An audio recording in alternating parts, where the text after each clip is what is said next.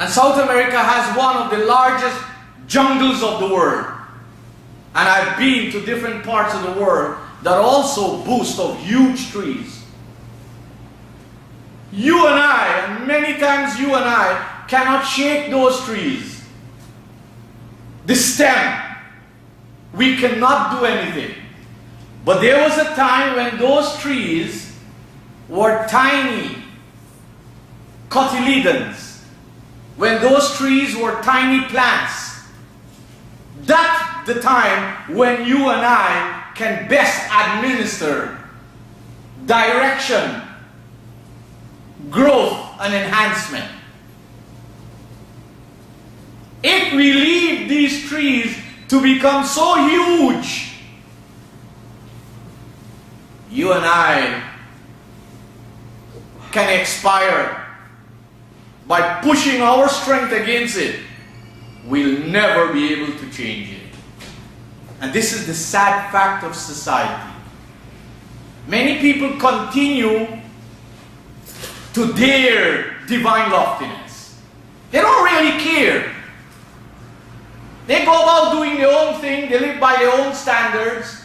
What they care to listen, they listen to. What they care to follow, they follow. Because what? They have not been mandated. They are not challenged to raise the bar of life. And the Qur'an wants you and me to do that. When it says, Ya ayyuhalladhina amanu, oh you people who are claiming, oh you people who claim that you are people of Iman, right? Oh you people who claim that you are people of Iman. Almost all the Muslims claim that they are people of Iman. That's a sad fact. Because it is cheap to claim. Muslims are brought up to believe because they got some Arabic looking names, or some Persian looking names, or some names from their particular locality, they are Muslims.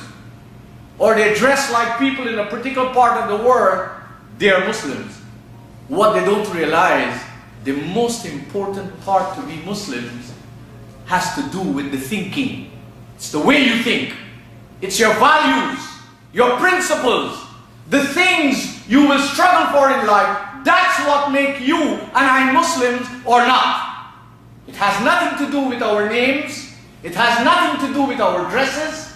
It has nothing to do with us ignoring super and lofty values. So the Qur'an challenges me, because I'm included in this with you. يا أيها الذين آمنوا لا تتخذوا الكافرين أولياء من دون المؤمنين. Life is slipping by so quickly from us, especially if you live in the fast lanes. Industrialized world can be considered the fast lanes. And many of the poorer nations, because development to them is to get what happens in the fast lanes in their country as well. And you can see everybody almost is busy. They're very busy. But at the end of the day, what is the end result? At the end of the life, what is the end result?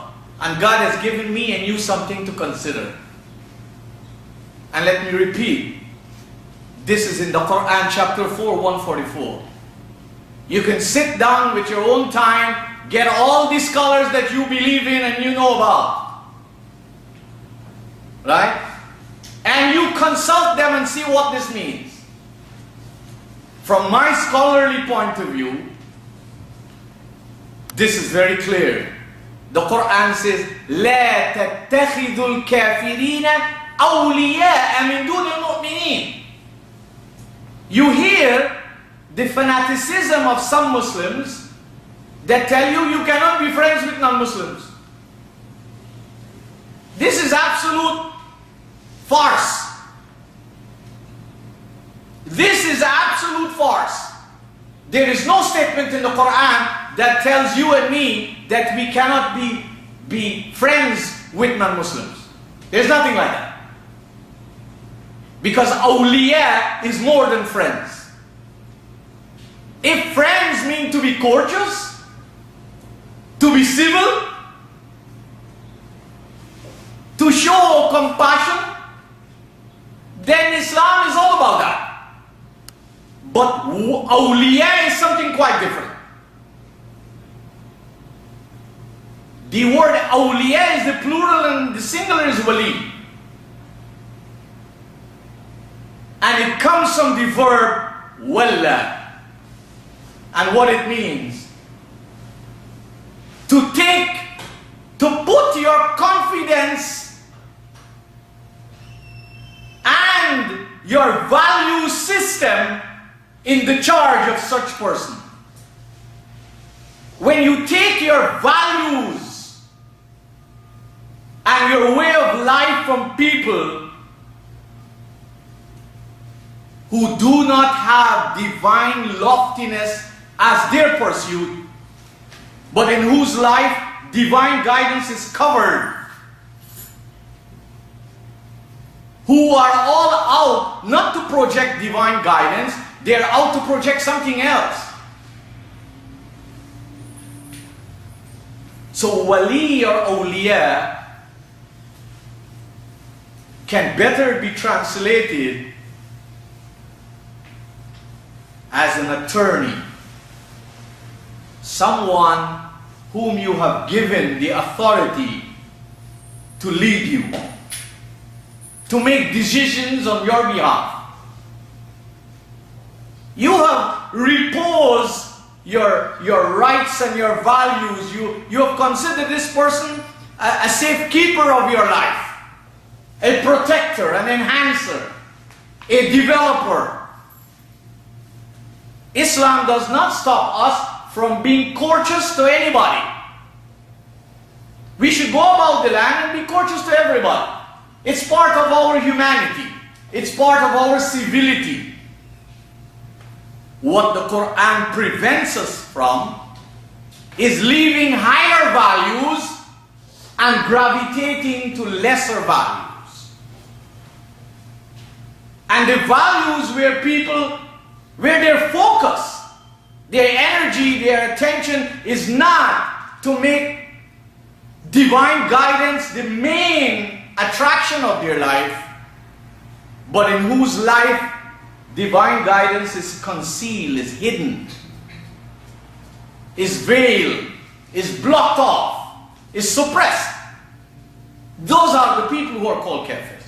A kafir, as I've said many times, is contrary to the understanding of Muslims. If you go to the Muslim countries and Muslim communities here in Canada or elsewhere, they have a general idea of a kafir. They think a kafir is somebody who's not called a Muslim, who don't dress like a Muslim. This one named John, that named Tom, that one named Parsad, so he cannot be Muslim, he's a kafir. This is the biggest falsehood. Kufr has nothing to do with name. Kufr has nothing to do with culture. Kufr has nothing to do with dress.